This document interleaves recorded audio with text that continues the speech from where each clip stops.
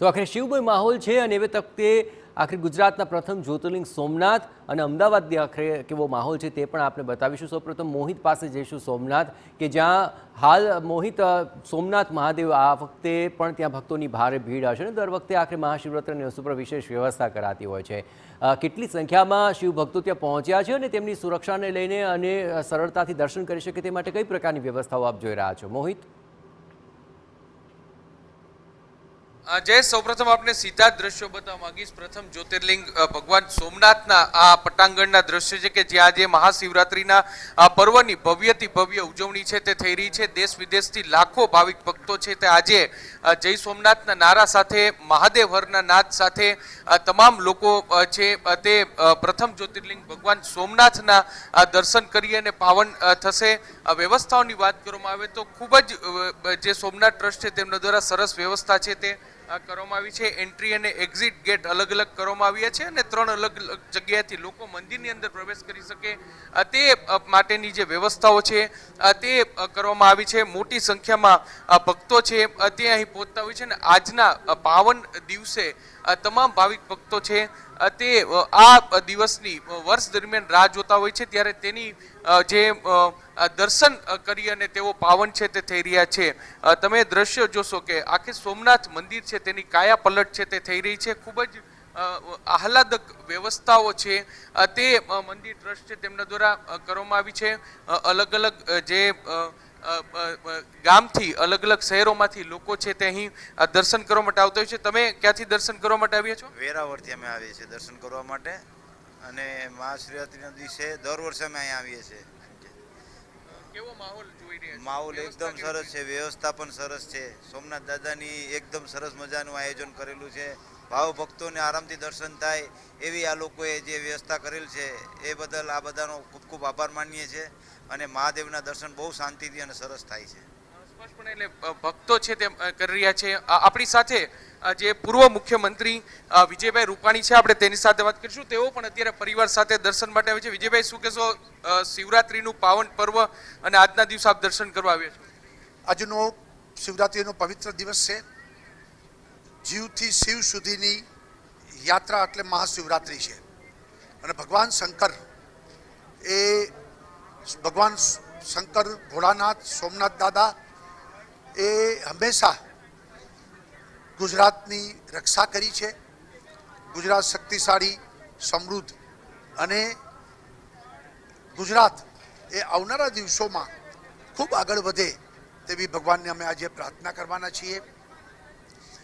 આગામી લોકસભાની ચૂંટણી એ મહત્વપૂર્ણ ચૂંટણી પણ આવી રહી છે ત્યારે ભારત એ વિશ્વગુરુ બને એ પ્રકારે નરેન્દ્રભાઈ મોદીના નેતૃત્વમાં ભાજપની સરકારે 10 વર્ષ જે કામગીરી કરી છે અને જે સંકલ્પ કર્યો છે કે આવનારા દિવસોમાં વિકસિત ભારત એક ડેવલપ કન્ટ્રી તરીકે આગળ વધે એ દિશામાં ત્રીજી વખત વડાપ્રધાન દેશની જનતા બનાવીને ભારતની પ્રગતિ, ભારતની ગતિ એ ખૂબ તીવ્ર બનાવશે તેવી મને શ્રદ્ધા છે। કેટલી સીટ માટે પ્રાર્થના કરશો સોમનાથ મહાદેવના સાનિધ્યમાં છો ત્યારે? એનડીએની 400 પાર, ભારતીય જનતા પાર્ટી એકલે હાથે 370 એ સીટો મળે તેવી પ્રાર્થના કરીશ।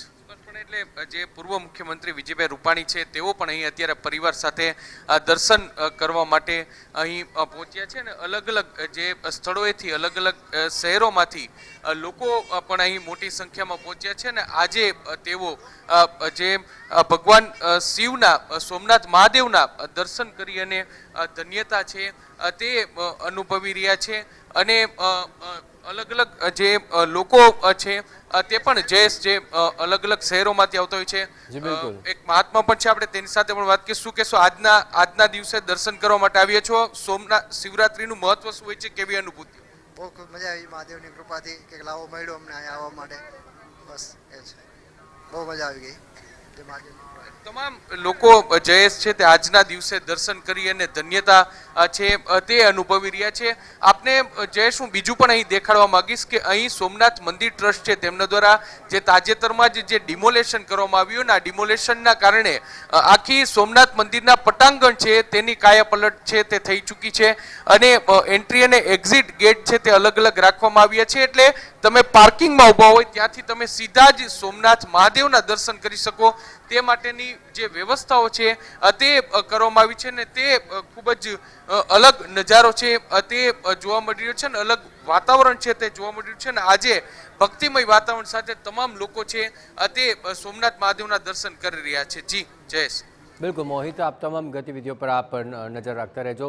આ ઉપરાંત હરીન માત્રાવડી આપણી સાથે જોડાયા છે. અમદાવાદના કયા શિવાલયની અંદર આપ હરીન ઉપસ્થિત છો અને કઈ પ્રકારનો માહોલ છે, શિવભક્તોમાં કેટલો ઉત્સાહ છે અને કઈ પ્રકારની વ્યવસ્થાઓ આપ જોઈ રહ્યા છો હરીન?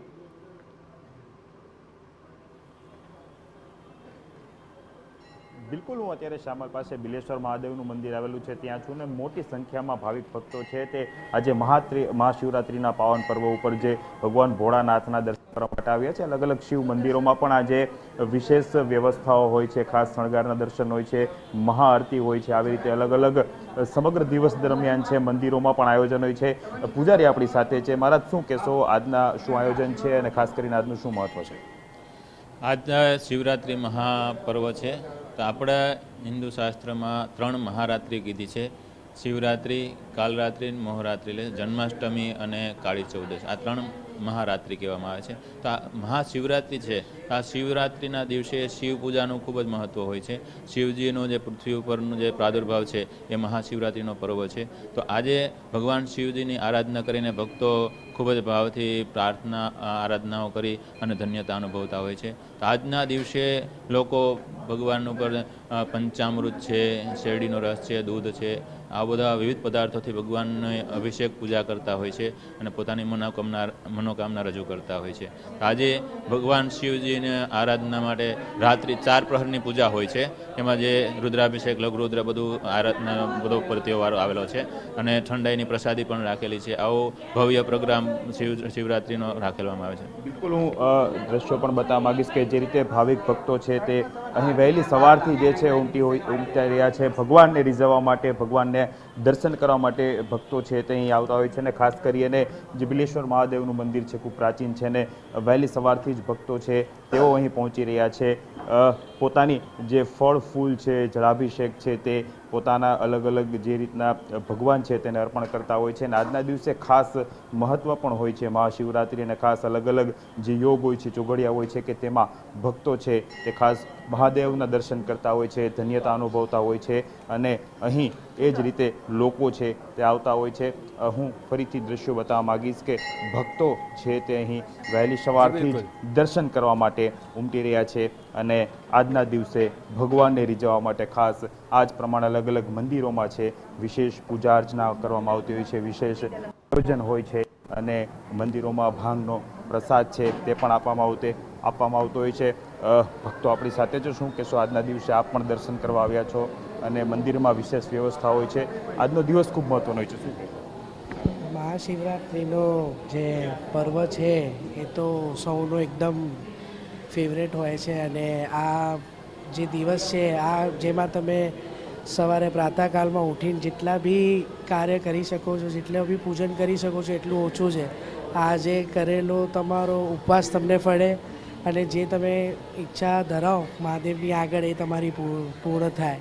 હર હર મહાદેવ. બિલકુલ, હર હર મહાદેવના નાદ સાથે લોકો છે, ભક્તો છે તે શિવ મંદિરોમાં પહોંચતા હોય છે. અને એ જ રીતે અમદાવાદનું જે બિલેશ્વર મંદિર છે કે ત્યાં પણ વહેલી સવારથી જ આ પ્રમાણે ભાવિક ભક્તો છે તે પૂજા અર્ચના કરવા માટે પહોંચી રહ્યા છે. જી જયેશ. બિલકુલ હરીન, આપનો પણ આભાર. મોહિત, આપનો પણ આભાર. તો આખરે સોમનાથ હોય કે અમદાવાદ, આખરે તમામ જગ્યાએ આખરે વિશેષ આ આયોજનો કરાયા છે અને આ વિશેષ આયોજનોની અંદર સૌ કોઈ આખરે દેવાધિદેવના દર્શન કરીને આજના દિવસે ધન્યતાની અનુભૂતિ કરી રહ્યા છે.